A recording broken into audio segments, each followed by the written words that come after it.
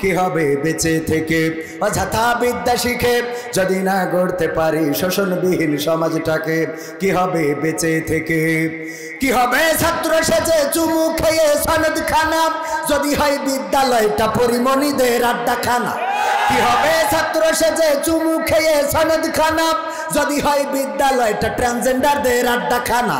এর চেয়ে মরাই ভালো দেশ ছেড়ে যাওয়াই ভালো, এর চেয়ে মরাই ভালো দেশ ছেড়ে যাওয়াই ভালো। কি হবে ধোকা দিয়ে বিবেকটাকে? কি হবে ধোকা দিয়ে বিবেকটাকে? কি হবে বেঁচে থেকে অযথা বিদ্যা শিখে যদি না গড়তে পারি শোষণবিহীন সমাজটাকে? কি হবে বেঁচে থেকে? কি হবে যুবক নামের বোঝা হয়ে এই ধরাতে যেখানে মা বোনেরা ধর্ষিতা হয় দিনে রাতে? ধর্ষণ আছে না নাই? ওগো আমার ভাইরা, বেশি দিন আগের ঘটনা না, জাহাঙ্গীরনগর বিশ্ববিদ্যালয়ে স্বামীকে বেঁধে রেখে তার স্ত্রীকে 6 জন মিলে গণধর্ষণ করেছি। আবার তাই নয়, আমরা কয়দিন আগে দেখলাম বগুড়ায় নন্দীগ্রামে ফেসবুক থেকে একটা লাইভ দিয়েছে, সরিষার ক্ষেতে একজন বোনের লাশ পড়ে আছে। লাইভে বলল এই লাশটা কোনো একজনের সন্তান, কোনো একজনের বোন, কোনো একজনের স্ত্রী, কোনো একজনের মা। এই লাশটা পড়ে আছে, সকালবেলা ধারণা করা হচ্ছে তাকে রাত্রে ধর্ষণ করা হয়েছে, তারপরে হত্যা করে এখানে ফেলে রাখা হয়েছে। আমরা যখন দেখলাম আমরা চিন্তা করলাম ওরা আমাদের আপন কেউ না, ওরা আমাদের ভাই না, ওরা আমাদের মা না, ওরা আমাদের বউ না, বোন না, খালা না, ফুপু না। কিন্তু ওই লোকটাই তো কারো না কারো বোন, কারো না কারো মা, কারো না কারো সন্তানের কলিজার টুকরা সন্তান, কারো না কারো কলিজার টুকরা সন্তানের মা। বলেন ঠিক না বেটি? সুতরাং অন্যায় যেখানে প্রতিবাদ সেখানে করার দরকার আছে না নাই? আমার বেইলি রোডে আগুন লেগে গেল, আগুনে পুড়ে ছারখার হয়ে গেল, আন্ধার হয়ে গেল কত মানুষ। তার মধ্যে বিএনপি জামাতের লোক পুড়েছে এমন এখনো পাই নাই, কিন্তু আওয়ামী লীগের একজন নেতা পুড়েছে আমরা টেলিভিশন পত্রিকায় জেনেছি না জানি নাই। জেনেছেন কিনা? আওয়ামী লীগের একজন নেতা পুড়ে আঙ্গার হয়ে গেল। বিএনপি জামাত বাদ দিলাম, আমার আওয়ামী লীগের নেতা কেন পুড়ল এটার কৈফিয়ত দেওয়ার দরকার আছে না নাই? যখনই আগুন লাগে, যখন অ্যাক্সিডেন্ট হয়, যখন লঞ্চ ডুবে যায়, যখন বাস দুর্ঘটনায় পড়ে, যখন বিমান বিধ্বস্ত হয়, তখন আমাদের প্রশাসনের ভাইয়েরা আবিষ্কার করে যে বাসটা অ্যাক্সিডেন্ট করে এই বাসের নাকি রোড ট্যাক্স নেই, এই বাসের নাকি গাড়ির কাগজপত্র নেই, এই বাসের নাকি ফিটনেস নেই, এই বাস নাকি হেল্পার চালাচ্ছিল। কথা কয় না? যেই লঞ্চটা ডুবে যায়, ওই লঞ্চ ডুবে যাওয়ার পরে বলে এই লঞ্চের মেয়াদ শেষ হয়েছে আরো 20 বছর আগে। এই লঞ্চে চালাচ্ছিল ফ্যানের সমস্যা ছিল, মেশিনের সমস্যা ছিল, এই লঞ্চের পানির সমস্যা ছিল, বালুর সমস্যা ছিল, সব সমস্যা যখন বিপদে পড়ে তারপরে ধরা খায় না? খায় না? এর আগে ধরা খায় না কেন? কথা কয় না? যেই বিধ্বস্ত হয়, যেই ট্রেনটা বিধ্বস্ত হয়, সেই ট্রেনের রোডের সমস্যা ছিল, রোড বাঁকা ছিল, ওখানে মানুষ যাইয়ে যাইয়ে সমস্যায় ছিল, ওখানে পাহারাদার ছিল না, এই ছিল না, তাই ছিল না, সব ধরা পড়ে। বিপদ হয়ে যাওয়ার পরে একবার একটা পত্রিকায় পড়েছিলাম যে একটা ফ্লাইওভার দেওয়া হয় বা ওভার ব্রিজ, বোঝেন কিনা? ওভার ব্রিজ দেওয়া হয়, সেখানে কোনখানে যেখানে অ্যাক্সিডেন্ট করে কিছু মানুষ মারা যায়, তারপরে ওভার ব্রিজ দেয়। কারণটা কি? কারণটা কি? যেখানে অ্যাক্সিডেন্ট হয়, হওয়ার পরে তারপরে ওখানে ওভারব্রিজ নির্মাণ করে। একজন উত্তর দিয়েছে, উনি শ্রেষ্ঠ উত্তরদাতার পুরস্কার পেয়েছিলেন, যে আসলে প্রশাসন বা যারা এই কাজের সাথে জড়িত তারা অপেক্ষায় থাকে যে ওভারব্রিজটা কোন জায়গায় লাগবে, মানে কোন জায়গায় লাগবে, এটা অ্যাক্সিডেন্ট না হওয়া পর্যন্ত বুঝতে পারেন না। অ্যাক্সিডেন্ট হলেই তারপরে বোঝে যে এখানে একটা ওভারব্রিজ দরকার, তারপরে যে ওভারব্রিজ হবে। কথাটা কি বোঝা গেছে?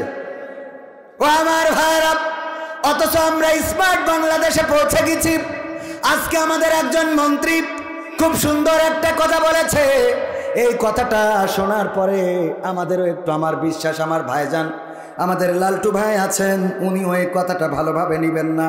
কারণ কি, আমি একটু যদি আপনাদের বুঝাই বলি, আমাদের একজন মন্ত্রী, শিল্পমন্ত্রী জনাব নুরুল মজিদ মাহমুদ হুমায়ুন, নুরুল মজিদ মাহমুদ হুমায়ুন, 4 জনের নাম একজনের, অসুবিধা নাই, নাম বড় হইতে পারে।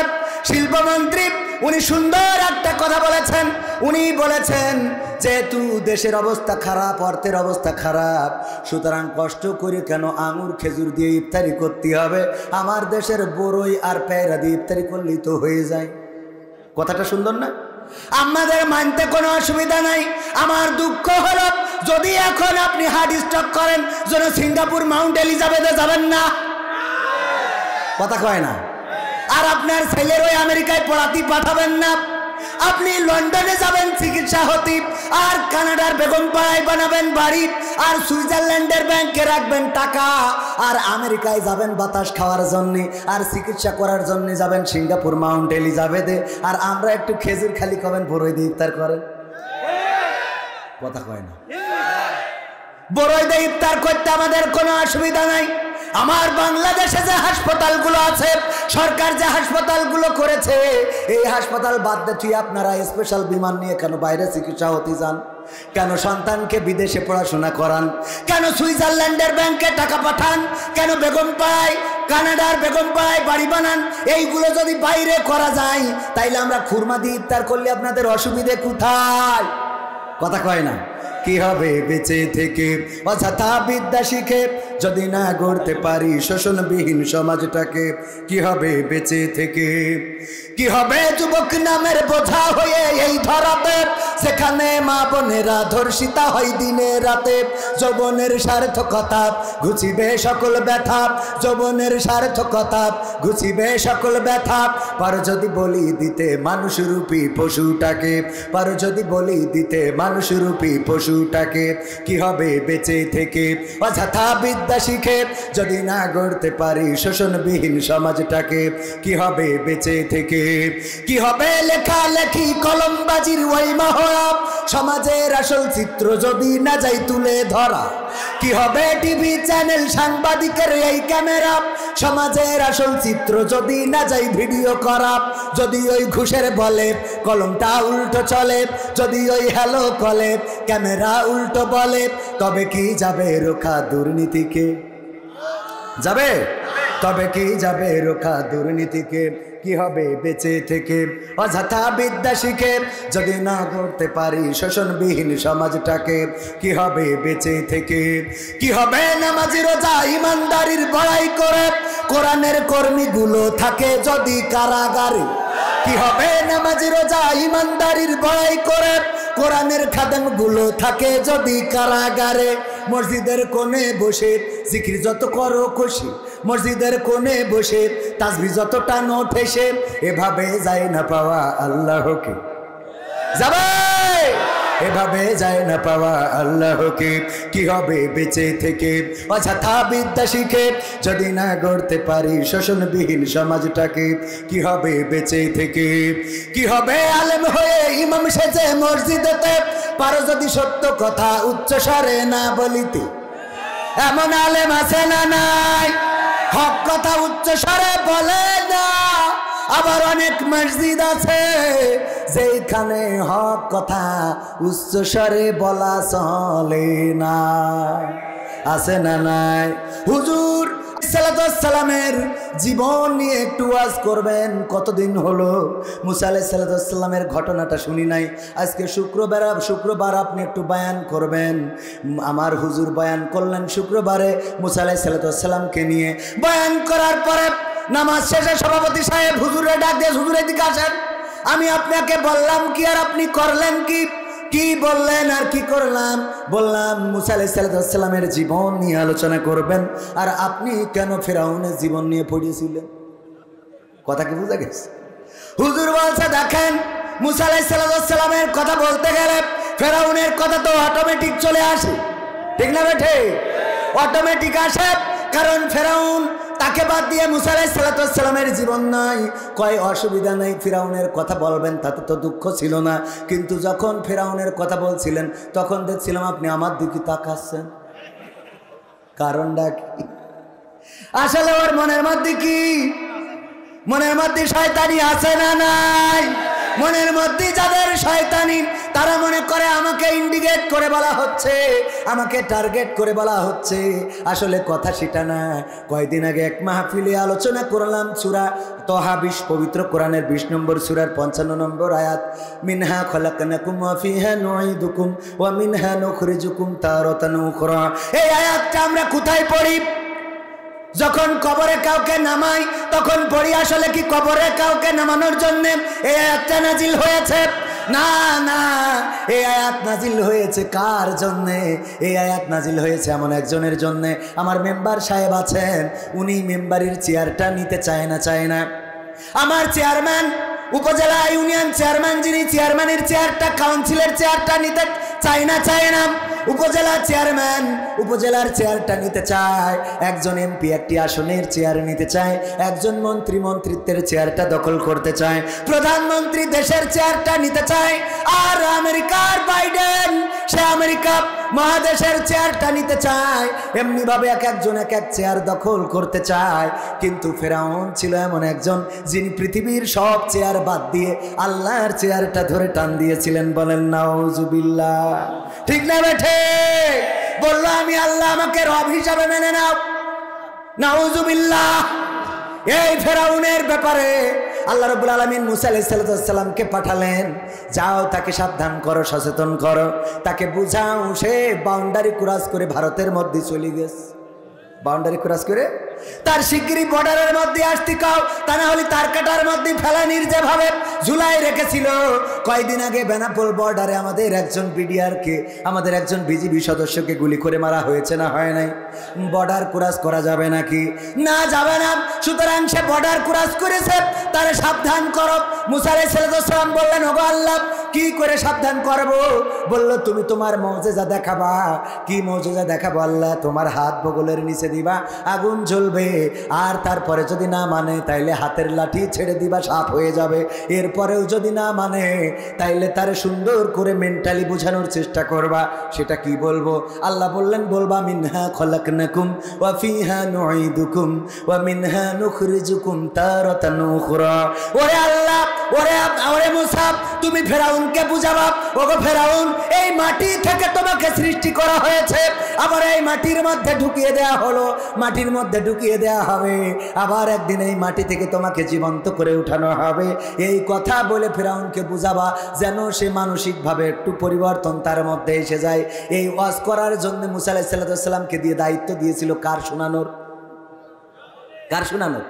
আর আমরা শোনাই কার? মরা মানসি। কার শোনাই? মরা মানসির। আমি বলি, ও যদি হাত তুলতে পারতো তাহলে থাপড়ায় দাঁত খুলে দিত। বলতো, আরে বিয়াদব, তুই আমারে বলিস কেন যে এই মাটিতে বানাইছে, মাটিতে ঢুকানো হবে, আবার মাটিতে উঠানো হবে। আমার তো খেলা ফাইনাল, আজকের থেকে তো আমার খেলা শুরু হয়ে গেল। সাবধান তো হওয়া দরকার তোমার নিজের। ঠিক না বেঠে? সাবধান হওয়া দরকার কার? যে দুনিয়ায় আছে তার। ঠিক না? যে দুনিয়ায় আছে তার সাবধান হওয়া দরকার। এই জন্য এই আয়াতটা কার কাছে পড়বেন? আমি বললাম, এই গ্রামের সবচেয়ে বড় যে সুদখোর, তার কাছে যাবেন, যে বলবেন এত সুদের লেনদেন যে করো, এত টাকা উপার্জন করে লাভ কি? মিনহা খলাকনাকুম ওয়া ফিহা নুঈদুকুম ওয়া মিনহা নুখরিজুকুম তারাতান উখরা। ও আল্লাহর বান্দা, এত সুদের লেনদেন করে কোনো লাভ নাই, কারণ একদিন তোমাকে এই মাটি থেকে বানানো হয়েছে, মাটিতে ঢুকানো হবে, আবার একদিন মাটি থেকে জীবন্ত করে উঠানো হবে। এই আলোচনা কুমিল্লায় করার পরে সভাপতি সাহেব চলে গেল। আমি মনে করলাম ওনার ব্যস্ততা আছে তাই চলে গেছে।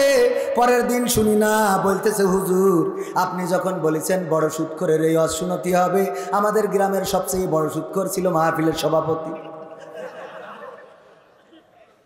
সহ্য না করি পারা যায়? উনি উঠে চলে গেছে, উনার রাগ হয়ে গেছে, এমনকি কোনো দানও করে নাই। মিজাজটা খুব খারাপ হয়েছে। আরে হুজুরির বুঝাই সুজাই নেছে যেন আমার বিরুদ্ধে ওয়াজ করে। আসলে সভাপতি কেন সুদখোর না ঘুষখোর নাকি হালাল খোর আমি কি জানি নাকি? বলেন, আমি জানি? এখন ওয়াজ যদি তার ঘাড়ের উপরে পড়ে আমার কিছু কি করার আছে? এই জন্য আমরা ওয়াজ আগে বুঝতে হবে ভাইয়েরা আমার। এখনকার আলেম ওলামা হক কথা, ওই যে মনে আছে তো, হক কথা, হক কথা বলে না। অনেক আলেম ওলামা আছে, আবার অনেক আলেম ওলামা আছে হক কথা বললে তার ইমামতি চলে। কি হবে আলেম হয়ে ইমাম সেজে মসজিদেতে, পারো যদি সত্য কথা উচ্চ স্বরে না বলিতে। চাকরি ভয় করো যদি ছেড়ে দাও না গদি, চাকরি ভয় করো যদি ছেড়ে দাও ইমামতি। কি হবে ধোকা দিয়ে আল্লাহকে, কি হবে ধোকা দিয়ে আল্লাহকে, কি হবে বেঁচে থেকে অযথা বিদ্যা শিখে যদি না গড়তে পারি শোষণবিহীন সমাজটাকে। কি হবে বেঁচে থেকে, কি হবে নেতা হয়ে জনবলে ঘাট ফুলিয়ে, রাজপথ গরম দেখে যদি থাকো ঘরে শুয়ে। এমন নেতা আছে না নাই? তবে কয়েকদিন আগে এই যে কোথায় যেন একটা মাহফিলে আমার ভাইজানকে পাইলাম, একটা কথা আমার খুব পছন্দ হয়েছে। উনি চলে যাওয়ার পরে আমি এই কথার প্রশংসাও করেছি। উনি বলেছেন মাদকের ছড়াছড়ি আমার এই অঞ্চলে অনেক অনেক বেড়ে গেছে। উনি উপস্থিত আছেন, ওনার কথাটাই বলছি। উনি বলেছেন আমি সচেতন করে দিচ্ছি যে আপনারা এদিক থেকে অবশ্যই সচেতন হয়ে যান, মাদক ছাড়েন, আর যদি না ছাড়েন তাহলে কিন্তু যে ব্যবস্থা নেওয়া লাগে সে ব্যবস্থা আমি নেব। উনি উপস্থিত আছেন, ওনার কথাটাই আমি বলছি। আসলে উনি নিতে পারবেন, ওনার নেওয়ার ক্ষমতা আছে না নাই? কারণ চেয়ার থাকলে পাওয়ার এমনি আসে না, আসে না? চেয়ার পাইলে পাওয়ার আসে, আর পাওয়ার থাকলে অনেক কিছু করা। তবে সাতক্ষীরার একজন নাকি একটু উল্টো পাল্টা পাওয়ার দেখায় ফেলেছিল। মানে সাতক্ষীরার একজন যশোরের ট্রেন রোডে চাকরি করে। সাতক্ষীরায় তো ট্রেন রোড নেই, আছে সাতক্ষীরা বঞ্চিত, ট্রেন রোড নেই। তো ও বিয়ে করেছে, ও হলো গেটম্যান। কি ম্যান? আমার আমির হামজা ভাই বলতেছে গেটম্যান একজন বিয়ে করেছে সাতক্ষীরায়, যশোরের মানুষ। তো বিয়ে করার পরে বউ বলছে তুমি আসলে গেটম্যান কে চাকরি করো? আমি তো জীবনে দেখিনি। কয় সাতক্ষীরায় নেই, তা দেখ পাখি করে তোমারে দেখা মানে আমার পাওয়ার কতটুকু। তো গেটে যেই ওই যে বেনাপোলের ওখানে নাবারণের ওখানে যে গেট আছে, ওই গেট যখন ট্রেন আসবে ফেলাই দিয়েছে। তো দেওয়ার পরে দুই পাশে সব দাঁড়াই গেছে, বাস ট্রাক। হ্যাঁ, বউ বলছে এসব দাঁড়াই গেল, বলছে এই তো আমার পাওয়ার, খেলা হবে। পাওয়ার দেখো আমার দুই পাশে দাঁড়াই গেছে। তুমি কার বিয়ে করিস বুঝতে পারছো? বিশাল পাওয়ার। বলছে আর একটু দেখাবো, দেখাও। তো একটা লাল পতাকা টানাইয়ে তো সামনের পরে এরকম করতেছে। তো ট্রেন লাল পতাকা দেখলে দাঁড়াবে না? তো ট্রেন দাঁড়াই গেছে, দাঁড়াইয়ে তাড়াতাড়ি করে টিটিমিটি নেমে এসেছে যে কি মনে হয় বিপদ টিপদ হইলো। বলছে যে কি ব্যাপার লাল পতাকা দেখাইলে কেন? কনে কি সমস্যা? কয় না স্যার কোনো সমস্যা হয়নি। তাহলে বলছে আমার বোর খালি আমার পাওয়ারটা দেখালাম যে আমি ট্রেন দাঁড় করে পারি কিভাবে। তো টিটির হয়ে গেছে রাগ, থাপ্পড় একটা বসাই দিয়েছে। বউ কয় কি হইলো? কয় চলি যাক ট্রেন। তারপর বলছি ট্রেন চলে যাওয়ার পরে বউ বলছে কি হইলো তোমার? পাওয়ার তো দেখলাম যে দুই পাশে গাড়ি থামে গেল, ট্রেনও দাঁড়াই গেল, কিন্তু ও তো থাপ্পড় একটা কষি দিলে। বলছে দেখো আমার পাওয়ার যতটুকু ছিল আমি দেখাইছি, আমার উপরের পাওয়ার ওর আছে বলে ওটাও দেখাই চলে গেল। ঠিক আছে তো? তো এই জন্যই পাওয়ারের দরকার আছে না নাই? পাওয়ার না থাকলে তো এই গাড়ি ঘোড়া দাঁড় করানো যায় না। চেয়ারম্যান যদি উনি পাওয়ার পায় মাদক বন্ধ হবে, কারণ মাদক যদি বন্ধ না হয় সব পিঠ মুড়া দিয়ে ধরি বেঁধে জায়গায় ভরি দেবে।